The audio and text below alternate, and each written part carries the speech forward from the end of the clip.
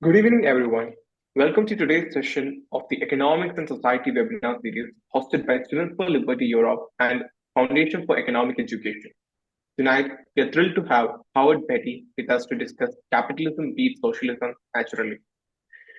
Howard is the fee in the classroom speaker and dedicated advocate for free markets, individual liberty, and limited government. With 35 years of industry experience at Amoco and BP, he had worked across nearly every facet of oil and gas industry, from exploratory drilling and refining to large-scale project management.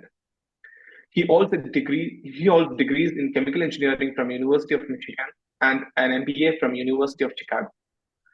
Beyond his corporate experience, Howard has spent 15 years as a junior achievement volunteer teaching business, economics, and ethics to students.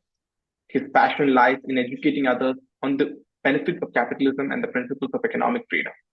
Get ready for an insightful session, and feel free to drop your questions in Q&A option down below. We will address them at the end of this session. Without further ado, please join me in welcoming Howard Beatty.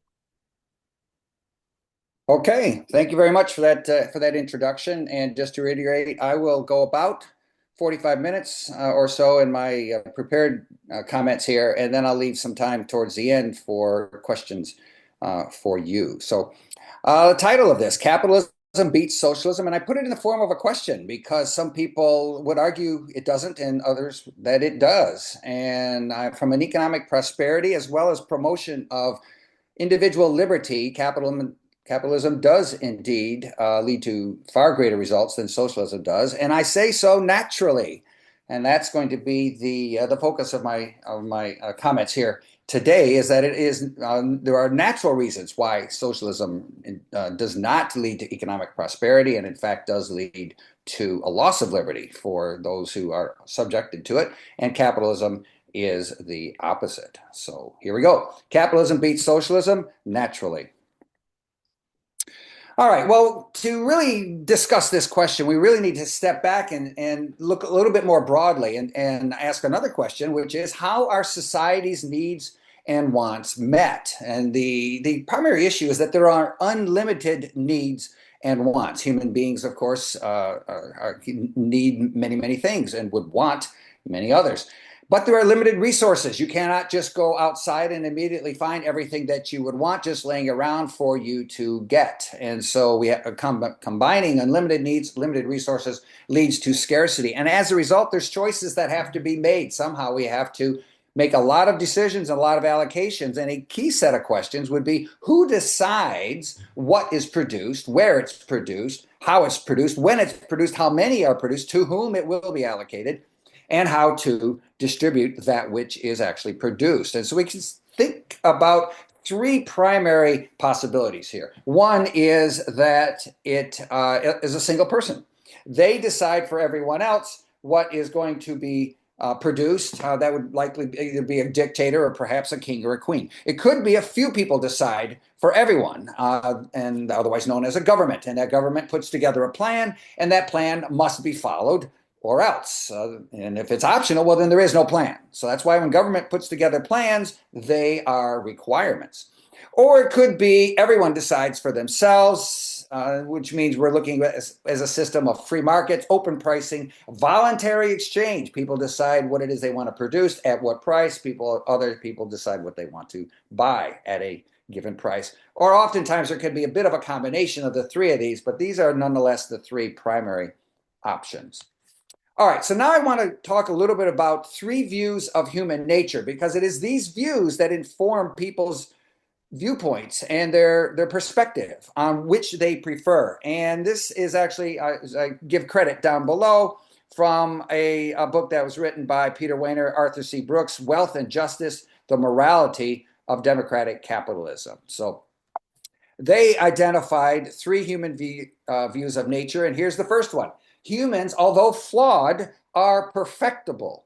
And people who believe in this view tend to favor a communal society, one that things are shared in common, liberated from private property. There is no private property, and therefore they would consider themselves to be free of human inequality. Sharing is very important to people who believe this. They'll often link it to lessons that were learned by 5-year-olds playing in the sandbox with their friends. And of course, in their view, sharing it's voluntary, is what they say, but mandatory if necessary. Unfortunately, though, this viewpoint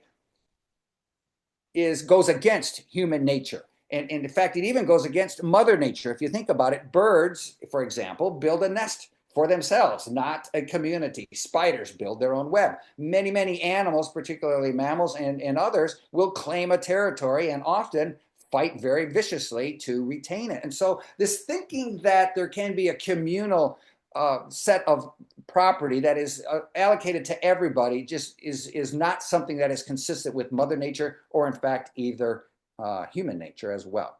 So a second view could be humans are flawed and they're fatally so. They cannot be perfected. That they are antisocial. They cannot take care of themselves. They're constantly in danger of fighting amongst themselves. And as a result, people who have this viewpoint of human nature believe that people must therefore submit to the authority of the state. It is the state, the government, that will then decide how people are to be taken care of, and people must just give up their freedom in return for the state making good decisions on their behalf. And then finally, we have a sort of a mix here. Humans are flawed, but they are capable of virtuous acts, and they are capable of governing themselves. People in this third area would say that human nature is mixed, and it's recognized as so. They are a combination of virtue as well as vice, of nobility as well as corruption, but people can be swayed by reason and passion through the use of incentives. And I'm going to talk a lot about incentives in a few minutes.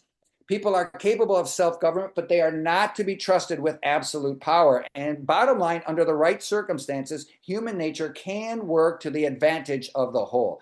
It was the founding of the United States that is based on this third viewpoint, I would like to add at the end. Now, we don't necessarily follow it perfectly, but nonetheless, this was the founding fathers for our form of government that believed in this third view. Okay, a few definitions just so we can have a cleaner conversation. And my first one is socialism. You can see my sources down at the bottom there, and I've kind of melded together what they have put out. There's lots and lots of different definitions that are out there, but I like to focus on this one here because I think it is actually the most accurate. So therefore, any of various economic and political theories advocating collective or governmental ownership, keyword, and or regulatory control of the means of production and distribution of goods. So governmental ownership or governmental control via regulation. Socialism, by necessity, places the needs of society above individual rights, individual considerations. Those who are in charge will say, well, this has to be done for the good of society, and the impact on individuals is quite secondary. I'd like to also focus on this notion of government ownership is, of course, would be communism. Government ownership of the means of production and distribution. Government control is fascism, where the government doesn't own the businesses or other forms of things that are needed within society, but the government does control it, and the government ensures that that which is done it furthers the goals of the state, not necessarily the goals of whoever happens to own the business. So those are socialism. Following on now with capitalism is an economic system that is characterized by private or corporate ownership of capital goods. And of course, a corporation is merely a collection of individuals. So in the end, it's individual, ownership of capital goods, not government.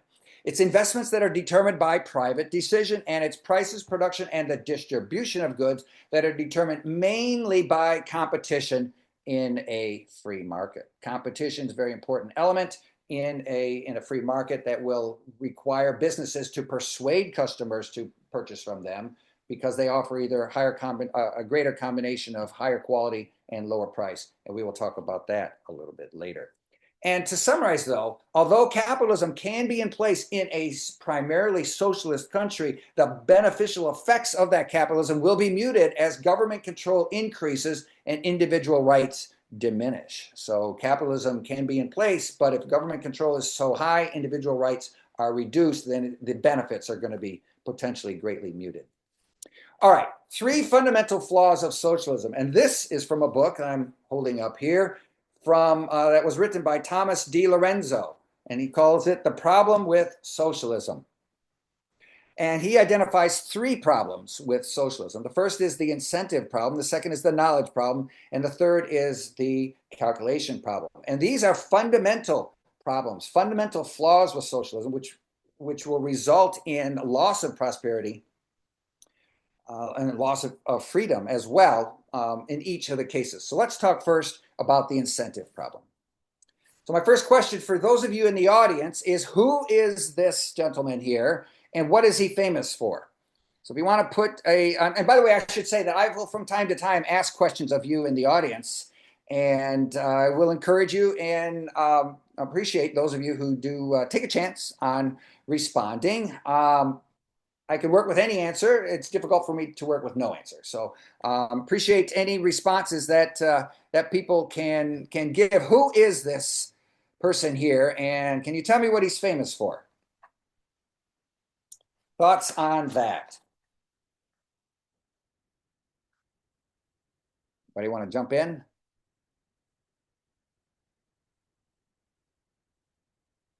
All right.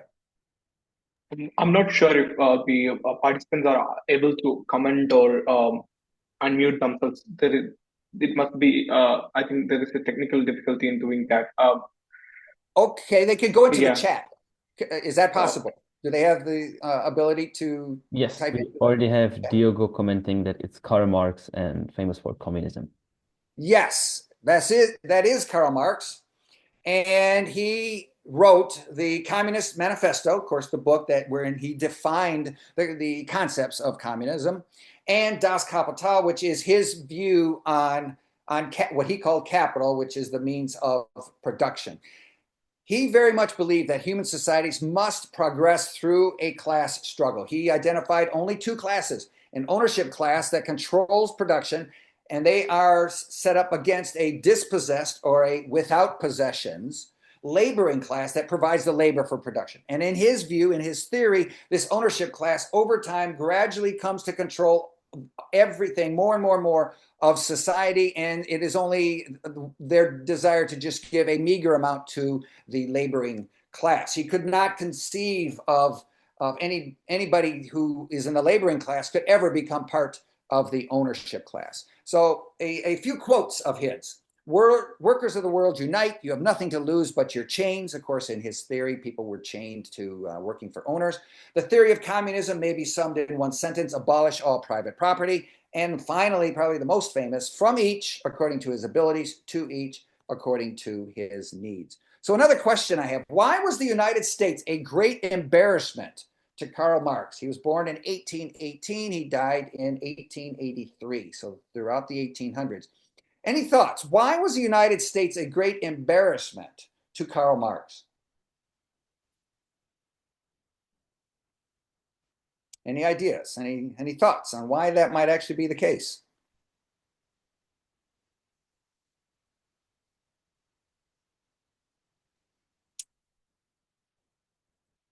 Well, the primary reason was because the United States, over the course of the 19th century, from the early 1800s to the late 1800s, was becoming more and more of a world power. It was becoming more and more economically successful, and yet it did not involve an ownership class and a laboring class. There were people of all types, and they were people that could move from a laboring class to an ownership class. They could own their own business, and the United States became highly prosperous as a result. And according to his theory, that should absolutely not be happening. And we did not see the concentration of power in only a very few people. And we did not see people in general population becoming worse and worse off. And so the United States was just sat there and was disproving of Karl Marx's theories. So, and he still had some open question there. We still need to decide who decides, who gives, who receives, and how much, when everyone is supposed to be considered equal. And why should someone produce without receiving? What is fair, and who decides that? So we still have these open questions, even given what Karl Marx and all of his various theories. So I will sum up the incentive problem as the allocation from those who produce to those who consume without compensation to the producer or a payment by the consumer destroys the incentive for both the producer and the consumer to produce more, with the result that everyone produces less. Because after all, if the producer is producing but they don't receive anything for producing extra, well, they're going to produce less and less. And the consumer, if they receive without having to put forth the work, well, then they will work less and less because in their view, they will receive anyway. So then over time, we have less and less being produced. And so now that leads me to an example that I like to give to kind of bring this home. And I call this socialized athletics. Most athletics sport, people who play a sport desire to become better and better and hopefully will win at whatever sport they happen to be playing. So it might be this team right here, which has done very well in a national basketball tournament. But under socialized athletics, that sort of thing is not allowed. So before I go on, I'd like to know, is there anybody in the audience who has played a particular sport at a very high level, maybe at a club level or varsity level, at a school? Is there anybody that has done that? I just want to ask you a couple of questions, if I may. Is there anybody who's played a sport at a very high level, club level, or maybe varsity? I just have a few there'll be easy questions for you. You can raise your hands. Or put into the chat what your sport was. Any volunteers? We have Serena. I don't see anybody in the chat. We have Serena raising hand. Hi, okay. Can you hear me? Now I can. Yes, thank you. What was your sport? I've been playing handball. Handball. Okay, now that's an individual sport, right? Or is it a team? It's a team one. It is a team. Okay. All right. Now, when you play handball, do you always win? No, of course not. Well, so then why do you still play? For the team. You play for the team. Okay. And if the team wins, how do you feel then? Good. Quite good. Yes. And that's one of the reasons that drives you. Now, is it possible to win if you are not a very good player? I don't think so. Probably not. Yes. So do you practice? Yeah. Yes. And a couple hours a day then with your team in season? Yeah. Okay. And what if you were limited in your ability to practice to only 15 minutes per day? Would that affect the quality of your play? I think so. Because why?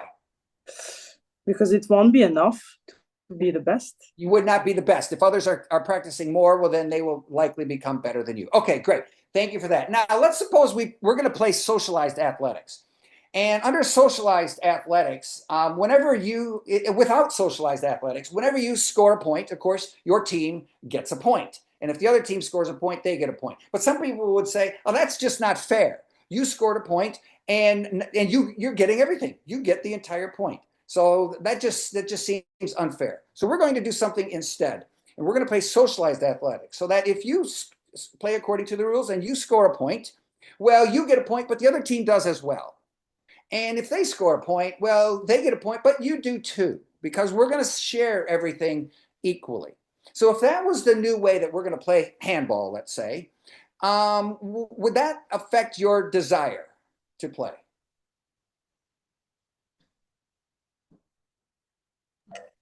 Sorry. I think yes. And why is that? Why would that affect your desire to play? I would say because the rule is to be the best. I mean, my goal will be to collect points and not share. And because you're doing it for the benefit of the team, you're playing according to the rules, and therefore playing according to the rules. And those who do better, they get the points, and those who don't, they do not. And then at the end, we decide who wins, and then we can celebrate the wins, but we can also congratulate the losers for playing fairly. But under socialized athletics, everything is even, so there are no winners and losers. Everybody is equal. So let me point out a couple of things then as a result. Notice that there's really no incentive to play good offense because you're going to get a point, but so will the other team. On the other hand, there's no incentive to play good defense because they're going to get a point, but so are you. And so there's really no incentive to play anything well at all. And that is a problem with socialism, is that it removes the incentive to do well. So let me continue on here. Thank you very much for your input. That I appreciate that. We could also do socialized test taking. We could run an experiment and say, well, okay, all students take a test, and we add up all the points and everybody simply gets the average. And I think you would agree with me that over time, those who would study a lot to hopefully get many more points and do better in school and likely get a better job are simply not going to work as hard. And those who would not have worked very hard are going to work even less hard because the points are going to be given to them. So over time, instead of A's and B's, we're going to end up with D minuses. There's going to be less and less points because people are simply not earning points. So there'll be less and less to distribute. We could do the same thing with school group projects. There's almost always some people who will work very, very hard, help the team do well, and others who will not, and the team does not do as well. And so what I'm going to summarize this by saying socialism eliminates the individual motivation to excel, encourages mediocrity, and greatly reduces the penalty for poor performance. I'm going to continue on now into the knowledge problem. In 1945, Friedrich Hayek wrote an article called The Use of Knowledge in Society, and he identified what he called the knowledge of the particular circumstances of time and place. And he pointed out that there are millions of market participants, each with a specialized knowledge, each producing that which they are attempting to produce. And as producers, they know what they can do. They know how to produce their piece of whatever product that they're working on. Also, as consumers, they know what they prefer to buy at any given price and quality. But also, each of these people know how this will change over time because people's abilities and people's desires don't stay constant, they change. And so his conclusion was that central planners can neither obtain nor efficiently use all of this information, even if they could determine all of this from these millions of participants in any reasonably good-sized economy, even if it was static, let alone changing. And he called this the fatal conceit of socialists, that they think they could understand what's best for society given all of the complexity of even a relatively small-sized one. The knowledge problem is something that was also identified in a book that the founder of the Foundation for Economic Education, Leonard Read, wrote, and I'm holding it up here. It's called I, Pencil, My Family Tree as Told to Leonard E. Read. And in this, he described the multitudes by thousands of people across continents that are necessary to produce and sell a very simple wooden pencil like the one that I am holding up here. And what he identified in this was that there's really only 6 materials required to make this pencil: the wood, the paint, the lacquer finish on it, the graphite lead, the metal for rule, as well as the eraser. And if you have all those materials together, it's relatively easy to assemble the pencil, and therefore you have completed the finished product. But what he identified, and what was very critical to his thinking, was that there's much more beyond the assembly that's required to create a pencil. There's all of the activities that are required to create each of the individual materials that are needed to produce that pencil. And these would involve the creation, the acquisition, the transportation, the distribution of everything that is required. And if we take the example of wood, let's say, just thinking merely about the wood portion of the pencil, it all starts out, of course, with seeds. To grow into trees, we need the right kind of fertilizer and the land to help them grow. To cut them down, we need a saw with the right technology on the saw blades. And of course, all of the metal that goes into producing the saw, the lubricating oil, and so on. The lumberjacks who are trained to use the saw, who also need to be fed and housed. We need, once the trees are cut down, a truck or a train to transport those logs to the wood mill. We need, of course, for the trucks and trains to even move, we need fuel, diesel. And of course, to have diesel, we need a refinery. And you might say, okay, Mr. Beatty, this is ridiculous. We're talking about making a simple pencil, and now you're saying we need a refinery. And what I would say to that is, yes, you do. Because notice, if any of these things that I've just been talking about here was removed from being available, the whole thing breaks down. If we don't have diesel, we don't have a refinery, we don't have diesel fuel, we don't have the fuel, the trucks and trains don't move. Once the logs are cut down, they're not going anywhere. So his brilliant insight was to recognize that it is far more than just assembling the pieces, but it's also the creation of those individual pieces, transportation, distribution of those to get to the right place at the right time. And of course, we could do the same kind of analysis with graphite, the mining, the shipping, the clay, the wax, the chemicals, the processing, and so on. That's all required for that. So we can sum up the knowledge problem and say that no one person of any education level could create such a simple product from scratch, like this pencil, as Leonard Read wrote, by himself. Yet socialists still believe a group of people, also known as government, can efficiently manage an entire economy. Whereas in a free market capitalist economy, there's likely no one participating in these activities did so because they wanted a pencil. If you think about all of the thousands or millions of people who are involved in the activities that I just described to develop the wood for the pencil, very, very few of those did that because they wanted a pencil at the end. They were doing so because they were going to be compensated for their time and their expertise, and then they could use that money to go out and buy the things that they need. There was no government or other organization that coordinated these activities, yet these are all miraculously completed, and we have pencils for less than 50 cents. Why did that occur? Because people with specialized knowledge each can complete their part of the production chain with the right incentive, the right knowledge. They know what they need to do. Specialization and market pricing enables the efficient use of resources during all steps of the production chain. And it's important to recognize that typically a socialist plan is put together, it assumes everything is going according to the plan. The biggest problem is what happens if something goes wrong. What is the plan B? What is the plan C? If you have weather problems, delay, breakdown, people get sick, almost anything can cause a plan to no longer work any longer. And so now you have to decide, well, what are we going to do now?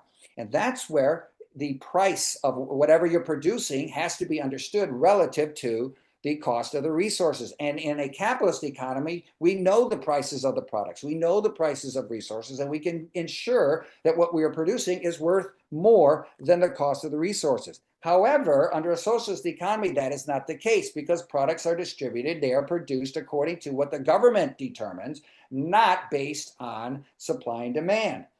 And so therefore, we could ask the question, what happens if there's no market price that's based on supply and demand? In other words, government sets all the prices.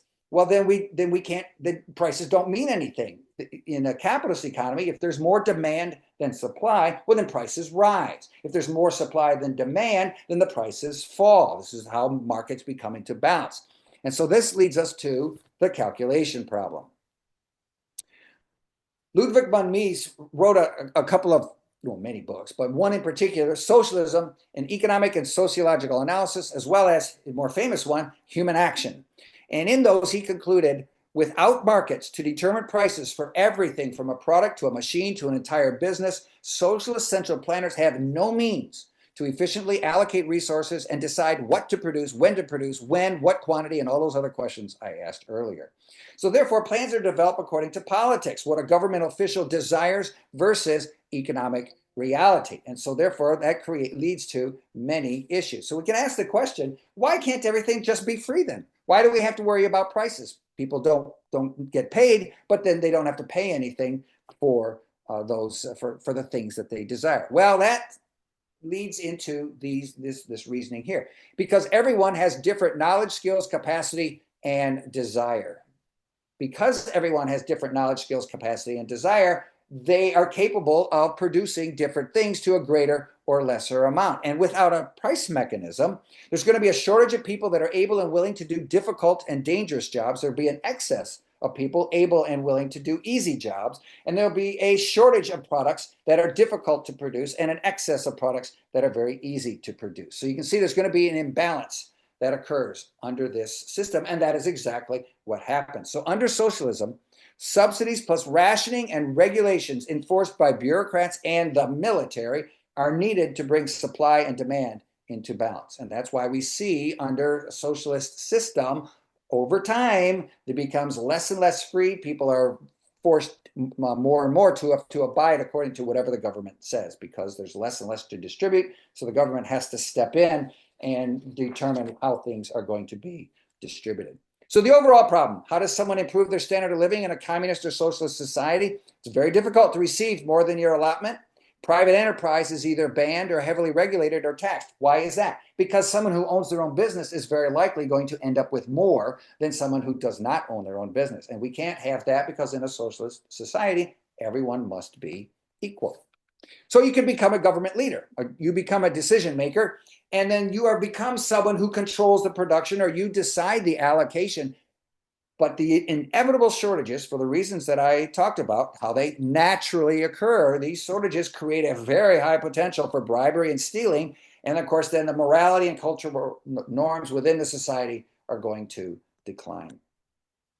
A few thoughts from some communist practitioners. Vladimir Lenin: no amount of political freedom will satisfy the hungry masses. It is true that liberty is precious, so precious that it must be carefully rationed, as opposed to other countries where liberty is something that is meant to be freedom for all. Joseph Stalin also: death solves all problems. No man, no problem. One death is a tragedy. 1 million is a statistic. So once again, individual rights, individual liberties is not something that is considered important. It is all subservient to the desires of society. Mao Zedong: political power grows out of the barrel of a gun. Communism is not love. Communism is a hammer, which we use to crush the enemy. Of course, the largest mass murder in human history. Fidel Castro, finally: I think that a man should not live beyond the age when he begins to deteriorate, when the flame that lighted the brightest moment of his life has weakened. Well, of course, he didn't obey that. He lived as long as he possibly could. The deadly results of communism. This was compiled in a book called The Black Book of Communism: Crimes, Terror, and Repression. Published by in 1997, and covered the 20th century. And you can see the list of the millions of people in various countries that died as a result of communism. And the primary causes of death I've written on the side here: food deprivation, overwork in labor camps, execution. These were not natural calamities that occurred. These were done by the hands of man on other men. For more information, you could check out the victimsofcommunism.org. Will give a lot of the background to many of these numbers. And now a few more thoughts from some fascist leaders. Again, fascism is the control of the means of production and distribution by the government. Adolf Hitler: perfection is achieved not when there's nothing more to add, but when there's nothing left to take away. Make the lie big, make it simple, keep saying it, eventually they will believe it. And of course, this is what he accomplished. When dealing with such a race as Slavic, inferior, barbarian, we must not pursue the carrot but the stick policy. Of course, Benito Mussolini of Italy. We should not be afraid of new victims. I would say we can easily sacrifice 500,000 barbaric Slavs for 50,000 Italians, all within the state, nothing outside the state, nothing against the state. So everything was, as he would say, was according to what the state required and the state was going to demand. All right. In the interest of time, I'm going to skip a little bit quickly through the next few slides. In Ukraine, you can see the headlines there. And this resulted in the Holodomor. We have a memorial to that, actually, in Washington, D.C. in 2015. Great Britain, in the early 1900s, the wealthiest nation in the world. 1945, after World War II, they nationalized many of their industries, including healthcare. By the 1970s, the country had fallen down into very poor economic status. There were many union strikes. And in 1979, Margaret Thatcher was elected prime minister, privatized many of the formerly nationalized industries, and reversed this trend of Great Britain falling behind other European democracies. So went from being the wealthiest nation in the world, underwent socialist practices, got rid of the socialist practices after 30 years, and then renewed the route to prosperity. And of course, we could do the comparison of North Korea versus South Korea. And very quickly on that, so prior to World War II, you can see in red, the Japanese empire controlled Korea, shown in the middle, as well as Northeast China and much of Southeast Asia. After World War II, Soviet troops in 1946 controlled the north. U.S. troops were in the south. They could not agree on how to unify the country back together again. So in 1948, North Korea was established, and Kim Il-sung, grandfather, current leader, installed as the communist leader. He nationalized the economy, whereas in South Korea, they established a more democratic government focused on the export economy, privately controlled. The Korean War, 1950 to 53, established the current boundary. So how do things look recently. As of 2020, the North Korea country had 25 million people, $16 billion GDP, which works out, if you do the math, to $640 per person per year. South Korea has always had about twice as many people, but look at the difference in the GDP. 1,640 billion, 1.64 trillion, which works out to $32,000 per person per year. So South Korea has twice the people, 100 times the GDP, which works out to 50 times the per person GDP per year. So significantly better economy in South Korea than North Korea over the last 70 years. And here we can see an interesting picture of North Korea, South Korea. The economic activity is represented by the amount of lights that you can see. So a couple of more summaries on socialism, then I'm going to switch over and talk about capitalism. A little bit of a summary here, though. To the left, to people on the left who believe in government, every problem requires and justifies a government solution. More spending, more regulation. They tend to favor government as a way of achieving the means to an end. And they will readily finance this by raising taxes on wealthy people and large corporations. Well, okay, but we could ask the next question, though. Where will the wealthy and the corporations get the money to pay these additional taxes? Well, the wealthy will spend less on luxury items, less investment in maybe starting up a small business. They'll save less. Corporations, well, they can lower returns to the owners, reduce wages to employees or not give them as large an increase, raise prices to customers, or just less investment in new products or more capacity. So now I can ask the question, who or what is affected by the things that I've underlined in red? Who's affected by less spending, for example, on luxury item? Who's affected by lower wages to employees? Who's affected by less investment in small businesses which don't employ others? The middle class and the lower class jobs and workers. If the wealthy spend less on luxury items, the people who lose their jobs are the ones who produce those luxury items. So we can't just say that we're going to tax the rich and there will be no impact on the middle class and even the lower class because of the items that I am bringing up here. So we could say, for those of you who are in college and in the United States, this was a big topic over the last 5 or 10 years. When a politician offers to trade free college tuition for your vote, what's the real cost to you as a college student? Well, it's going to be no job upon graduation because they taxed the wealthy and they taxed the corporations who no longer had enough money to increase the number of jobs. So the bottom line, the more government spending means less money for economic growth and new jobs. There is no free lunch. And Franklin Jones was a businessman in the United States. I liked his quote, "When you get something for nothing, you just haven't been billed for it yet." So I think that's a pretty interesting way to look at it. A little bit of a cartoon here. So college is free? No, yeah, totally. We'll just raise taxes to pay for it. No, it's not going to make it free. And another cartoon that I particularly like, you may have seen this yourselves. Socialism, people wait for bread. Under capitalism, bread is produced and therefore waits for people. All right, now I want to switch gears a little bit and talk about capitalism. And I'm going to do something that I call the business cash cycle. And I use this chart with many of my audiences because I think it really well illustrates a number of concepts here. So every business produces a product. Could be a good, something you take with you. Could be a service, something that the business does for you. They hope to sell it to a customer in a market. If they are successful, the customer gives them money, which then the business turns around and purchases resources. There's 3 kinds of resources. Human resources, which means they'll pay their employees. Natural resources, which are all the materials that go into make a product. Or a capital resource, which are the machines, the factories, the tools, and so on that are used to make a product, but they are not actually part of the product itself. So these resources are purchased, and the business uses those to produce more products, which it attempts to sell in a market to customers. If they're successful, then they buy more resources, produce more products, and hopefully the cycle continues on and on. The money that the business receives from the customer is called sales revenue. The money that they pay for the resources is called expenses. Hopefully there's something left over, and if there is, that's something that's called a profit.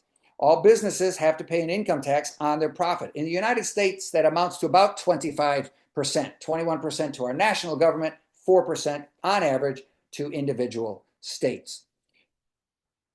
In other countries of the world, that profit can be, tax on profits can be higher, can be lower. The United States is kind of, these days, is on the lower end overall. And that leaves what's called profit after tax. Sometimes it's referred to as net earnings. Sometimes it's referred to as net income. But that's what it is. So now I'll ask another question. What does every business require to be successful? Any thoughts on that? What does every business require to be successful? Do you want to type something into the chat, or? We can also unmute you if you raise your hand. Yes. Any thoughts? What does every business require to be successful? Clients. Did you say clients? Yeah.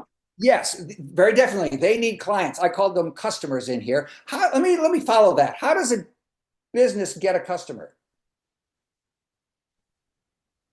Social media marketing. Okay, marketing. And what is the purpose of marketing? Not a trick question. Just Convincing people that the project is useful. There you go. And that's exactly it. So it's convincing people, it's persuading people. I'm going to call that an idea. Every business, to be successful, has to have an idea, because in a capitalist society, customers have a choice. They can buy from me as a businessman, they could buy from my competition, or they could buy nothing at all. So in order for me to be successful, I have to persuade them to buy from me. And so that means there has to be something about my product that they buy from me instead of somebody else. It could be my product is larger, or it's smaller, or it's heavier, or it's lighter, it's stronger, it's red, it's blue, it's different colors. I deliver it. I do a better job of telling you how to use it. I stay open late at night. I have better guarantees on the quality. Something about my product has to make it attractive so that I persuade the customer to buy from me as opposed to my competition or nobody else. Now, is it possible that my idea, and I could be successful if my idea is for a lower quality product? Could I be successful if my product is lower quality than my competition? Yeah, of course. How? Why would somebody ever want to buy my lower quality product if they could buy a better quality product from somebody else? If your price are lower as well. Exactly. Bingo. Thank you for that. That's exactly right. And for me to be successful, I have to understand the quality price trade-off of every potential customer of mine. If somebody's producing, my competition is producing a product, let's say it's got 5 different qualities to it. And I look at that and I say, you know what? I think there's some people that would like 3 of those qualities, but they can't afford to pay the price for a 5. Well, then if I could produce those 3 qualities and lower the price enough so that they'd be willing to give up those other 2 and buy mine, well, then I can be successful. So exactly right. So the quality price trade-off is something that every business has to understand for all of their customers. So I will summarize by saying no business can be successful without meeting customer needs.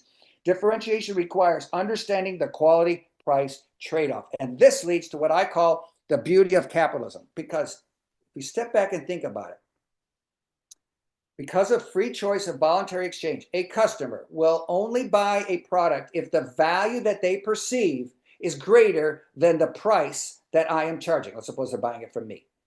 They will buy it if the value they perceive is greater than the price that I'm charging. However, if for me to be successful, the price that I'm charging has to be greater than the cost for me to produce it. But in a capitalist society, what does that cost represent? That cost represents what I had to pay to go out into the market throughout the rest of society and buy those resources that I need to produce that product. And I had to pay the going market rate for it, because whoever has that resource won't sell to me if I'm not paying the proper market price for it. So when I purchase the resources I need to produce that product, I have an overall cost for that product. And I sell it at a higher price. That difference, of course, is my profit. So if I'm successful, I'm making a profit. But the customers are buying it because they perceive a value that is even higher than the price that I am charging. So what have I done? Business has taken resources of relatively low quality transform them into a product that has, resources of relatively low cost, transform them into a product that has high value. So when that is repeated by dozens, hundreds, thousands, millions of businesses in a economy, in a capitalist economy, that is how the economy grows. That is how people prosper, because you have millions of people that are looking to do things in a better and better way in order to better compete in that economy. So I will leave you. This is probably the most important slide, the most important summary of why capitalism leads to economic prosperity. I'm going to skip this slide in the interest of time. I want to summarize by saying capitalism is sustainable. There's a lot of discussion about sustainability here. So in terms of economic sustainability, why is capitalism sustainable? Because it's based on free and voluntary actions. Why is socialism unsustainable? Because it requires force, controls, and restrictions in order to have people accept the government plan that has been put together for them on their behalf. All right, I am going to skip this.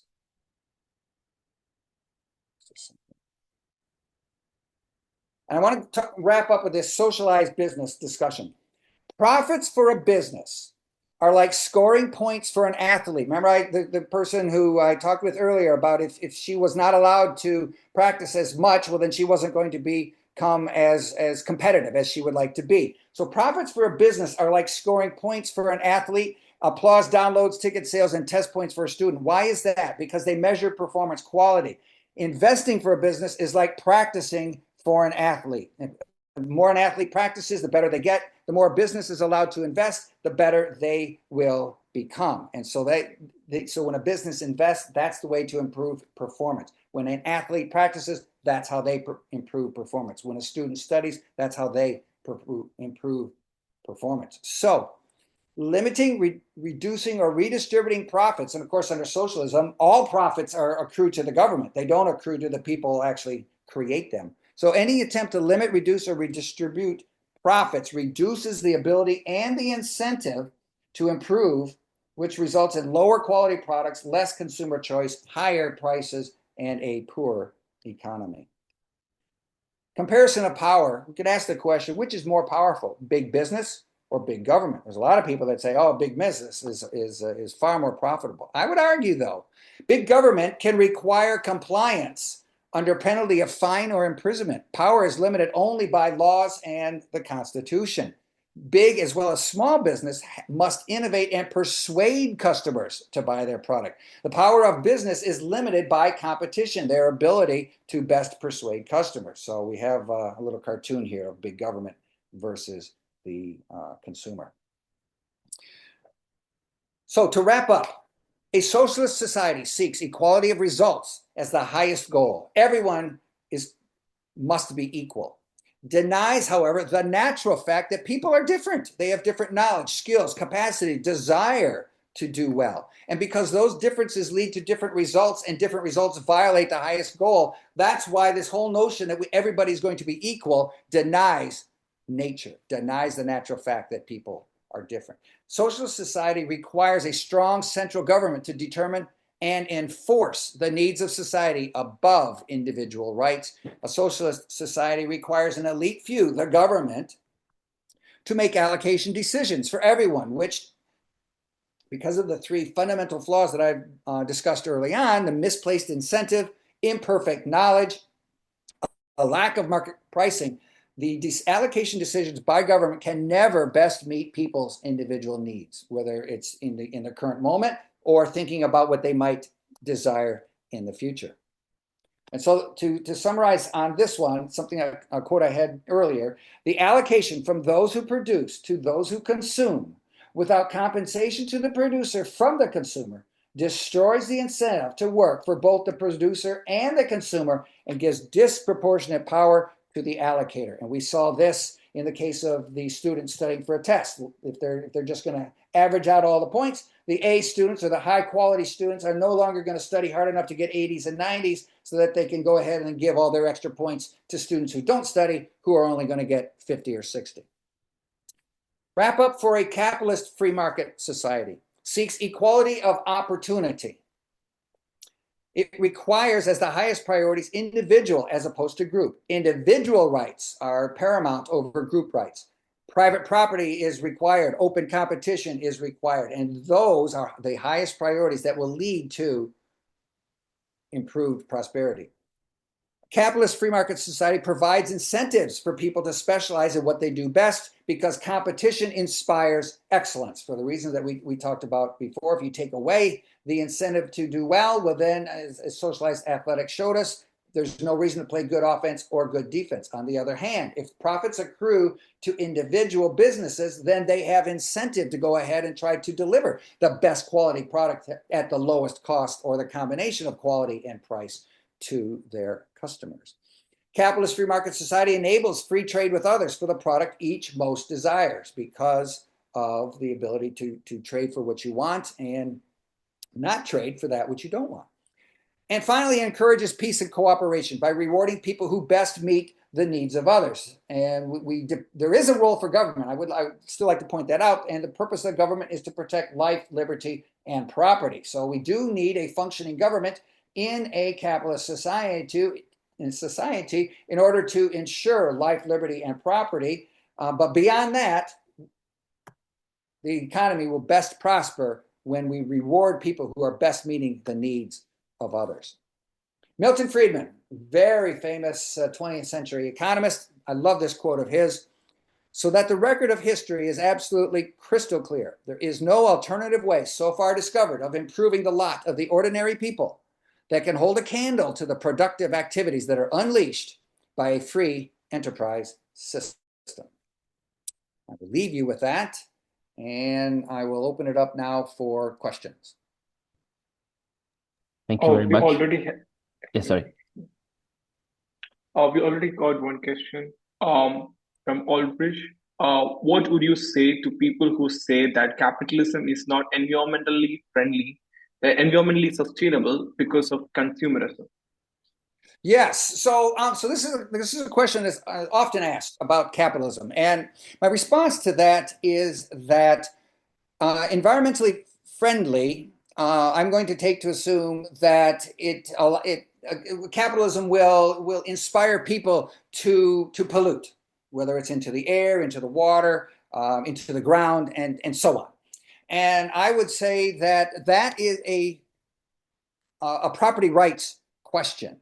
If a business is polluting, that means they are destroying the water, the air, the land of a society. And that is a proper role for government to protect the property rights of society generally. So this is something where a proper role of government is to ensure that those property rights are not taken away by others. And so therefore, it would be compatible with capitalism that the government establishes certain boundaries under which the businesses are allowed to operate. In the case of the chemical and refining industries, I can tell you that every chemical plant, every refinery has an operating permit, and they are required to operate within the boundaries of emissions that are stated there. Now, we could say, well, why should there be any emissions whatsoever? And the response to that is it's always a matter of concentration. I think you've seen the stories before that would say if you eat, I don't know, gallons and gallons of almost anything, you're going to become unhealthy. And you may even incur cancer, because the concentration of good things, if it becomes too great, can become a bad thing. And that's the case with anything. And so these environmental emission limits are established to be of a low enough quality that they do not impact the quality of life of those who are living in the surrounding areas. The alternative would be to allow nothing to be produced, because there's nothing that can be produced without some amount of byproducts. And so there has to be a compromise that is determined between the necessity of producing certain things that society needs and the ability to ensure that those are produced in an environmentally proper way. So that would be a role of government, is to ensure that balance occurs. We have many questions. I don't know how much we can cover, but like the next question which we have is, In your opinion, should there be no regulations at all on companies, or should there be brakes on corporate greed, which leads to exploitation of the global south for lower profits and uh, to an unsustainable production, slowly destroying our climate?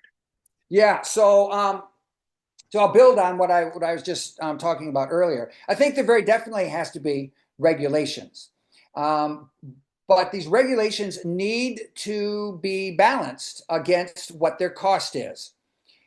We could have, in my earlier example, we could limit emissions to very, very low levels, or maybe even zero levels. And having spent a number of years working in refineries and as an engineer designing refineries, I can tell you that with any chemical reaction, you are going to get some elements of what you want and some molecules that you don't want. And it is against the laws of chemistry, nature, against the laws of even physics, to be able to produce 100% of what you want and 0% of what you don't want. And so there has to be a balance struck between the production of things that are needed and necessary to promote a healthy society, a prosperous society, and avoiding the environmental problems that can occur when things are unregulated. So again, I would conclude by saying that yes, there definitely is a role for regulation. However, there needs to be a balance struck, and there needs to be a recognition that every regulation does come with a cost. And so we need to do I believe, a better, a more accurate, a reasonable job of determining for every significant regulation what is the cost of following that regulation and what is the benefit of doing so, and then do a proper balancing between the cost and the benefit. And that's how you strike the balance. Would we have time for a few more questions? Can we take two more questions, or like do we have to? Sure, a couple more is fine. Yeah.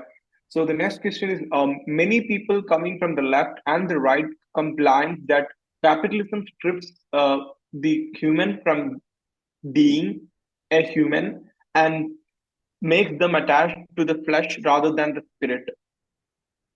And make them, what did you say, attached? Did you say attached to the job?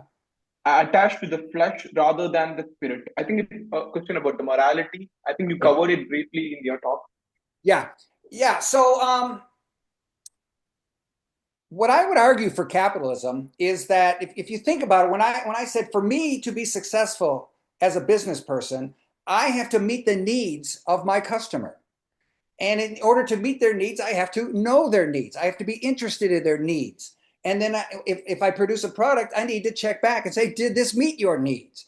And in that sense, that is the morality of capitalism. Because for me to be successful, for me to get the financing, frankly, to support myself and my loved ones and those that I care about and the activities that I want to support, for me to be successful and to do that, I have to care about my customers. Because there's no other way for me to be successful. I cannot force anybody to buy my product. And so therefore, capitalism is a very moral system in that it requires a business person to care about their customers. And I would put this on the other side too. An employee in our capitalist society does not have to work for a company if they choose not to. They have, and it can take a little bit of time, and it's not always easy, but no employee is required to work for a company the rest of their life. They are always free to find somebody else who they feel is either going to pay them more, better working conditions, or better location, or whatever it is. Employees are free to move as they need to. And of course, with things like the internet, there's a lot more information that's available on different companies where current employees can rate their companies and so on. So from a moral standpoint, I would also argue that in capitalism, even thinking from an employment standpoint, a business owner, let's say such as myself, for me to be able to continue producing a product that my customers like, let's just assume I have been successful, I need to retain my employees, because I can't produce very much by myself. I need my employees with their skills and their knowledge and their desire to do a good job. So I have to be interested in how well are they doing. I have to make sure I pay them enough. I have to be interested in their working conditions, because they have a choice to leave if somebody offers them more money. If an employee thinks they're going to get their knowledge and skills is worth more than what I'm paying them, well, they are free to leave. And if they leave, well, then that reduces my ability to produce a product, which reduces my ability to satisfy customers, which then in the ultimate end is going to hurt my business. So once again, as a capitalist businessman, I have to take an interest in my employees or I lose them. I have to take an interest in my customers or I lose them. And I can't just keep all the profits for myself, because what's going to happen is if I keep all the profits for myself, I didn't get a chance to talk about this particular slide, but one of the big things that a business does with profits is to invest in either trying to reduce the cost of their product so they can lower their price and get more customers, or they use their profits to invest in new products. So if I keep all the profits for myself as the owner, but my competition is spending at least some of their profits to come up with new products, eventually they're going to come up with better products. My customers are going to leave me. They're going to go over there. And then all I've done when I've kept my profits is I essentially gone out of business. And so therefore it is never a good business strategy for a business to keep all of their profits, because they're going to either lose their customers, they're going to lose their employees, and they're eventually going to lose their business. So capitalism operates from a very moral standpoint in terms of the products it produces, in terms of the customers it needs to attract, in terms of the employees it needs to attract.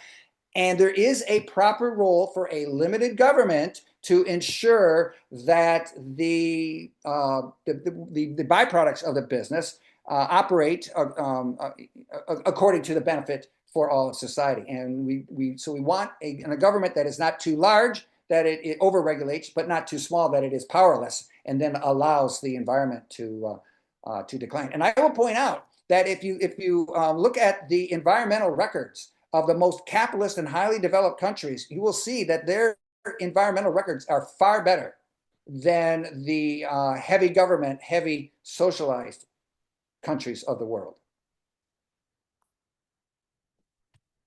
I can take another question if there's still time. Or we have one last question, if possible, or otherwise we can conclude. How should we proceed?